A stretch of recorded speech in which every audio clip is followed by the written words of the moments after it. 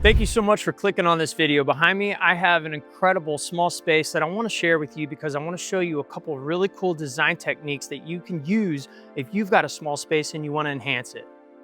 Let's go.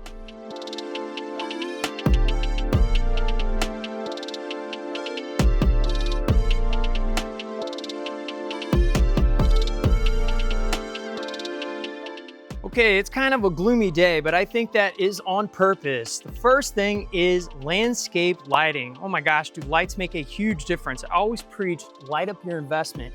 If you're gonna do columns, putting cool lights on top is one thing, but of course, intimate lights that shine up on spaces, a light that would shine on that water feature. We've got some undercap lights under here, which are not lit. You can see them right in there. So lighting up your investment to make it safe, make it pop, and make it look awesome is number one.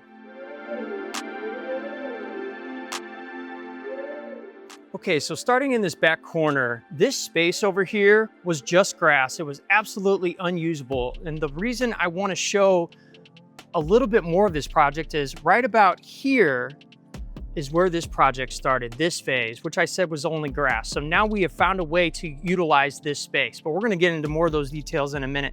But phases is the tip that I wanna preach here, because last year, we actually did all of this, where we did a beautiful patio, little inlay. We got a fire pit area over there around the pool, but it all was designed at one time. So it looks like one cohesive space. You would never know that season one was back here and season two started right there. Phases.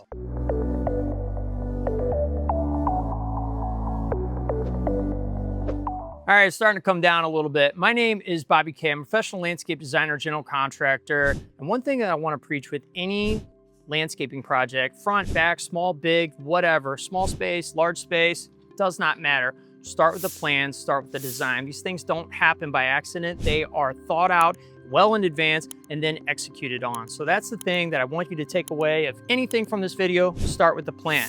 The other thing is AI is getting pretty good. Definitely want to address the elephant in the room. A lot of softwares, you can even take a picture and implement a design on top of that.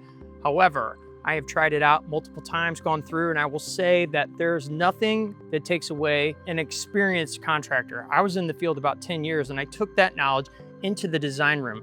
Knowing software, having AI paint a picture, there's still lots of flaws in that. So when you hire somebody, get someone who knows what they're doing, who can actually run through everything, look at elevations, know how to map it out in a way that hits your budget, knows materials. Start with a pro, whether it's me or someone else. I would love to help you, but get an experienced professional to help you. Don't just count on software. All right, let's get into the next tip. Okay, next tip is serenity. Now this can be accomplished a couple ways. A beautiful water feature, you hear that tranquil sound, or a destination like a sauna, like a hot tub, something that brings peace and relaxation and makes you just kind of forget about the day-to-day. That is a beautiful thing to implement in any design. So some type of serenity or ambiance is a must. Sauna, hot tub, water feature, even a fire feature. Those are all cool things that you can put in a small space and really make it cozy and enjoyable.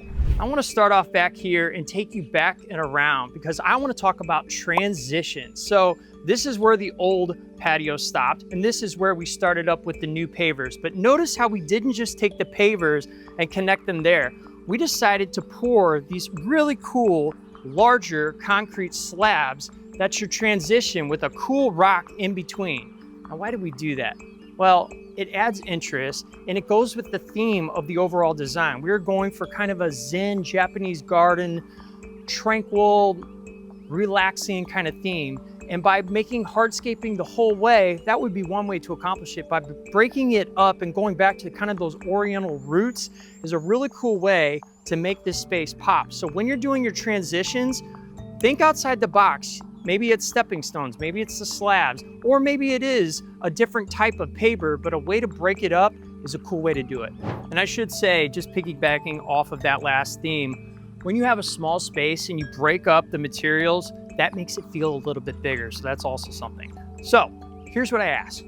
Every video, all I ask is for a like. It really helps people like you who are looking for help with their projects. It gets the video out to more people. If you can like it, that's all I ask. I truly appreciate it. Let me know, of the 4 tips so far, which one is your favorite? Write that in the comment below. Have you learned something new? All right, let's go on to tip number 5. Okay, another way to make a small space pop off the page is elevations, a planter. All this planting in here, these coleus, we got some ferns, could have been at ground level and you would just walk in and it's one level.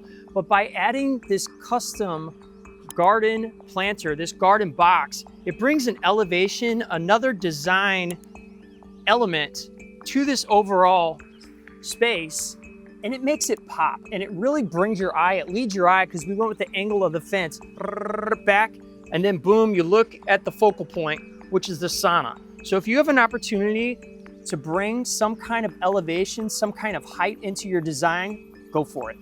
All right, rapid fire, because it is starting to rain on me. Boulders. If you want to make a space pop, if you want something that looks good year round, no matter what, even snow on them, boulders is a great way to put something cool in your landscaping beds and add interest. All right, I'm cowering under the roof line here. Last thing, before we get to the last tip, which is a very, very good tip, you're gonna love that tip. If you are interested in getting a design, check out the pinned comment below. Design all over the country. I'd love to help you. Like I said, start with a plan if you're gonna do anything. That way, unfulfilled expectations, questions, making sure you're on the same page with your contractor, all that is addressed from the go before a shovel hits the ground. Let's get to the last tip.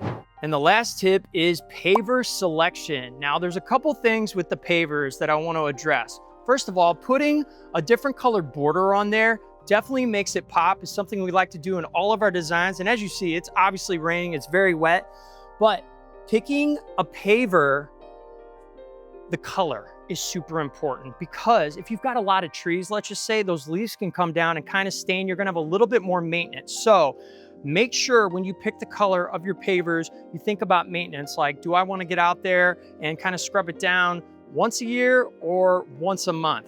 Paver color is a must.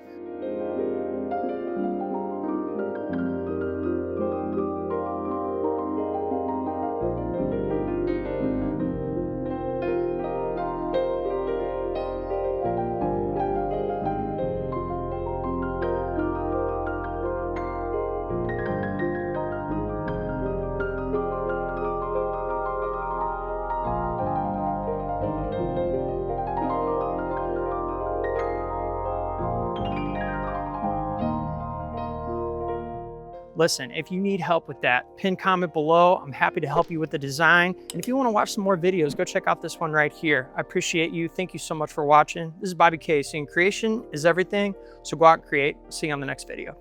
Never stop, I'll get it if I want it. Gotta make to myself a promise. I won't quit, keep going till I got it.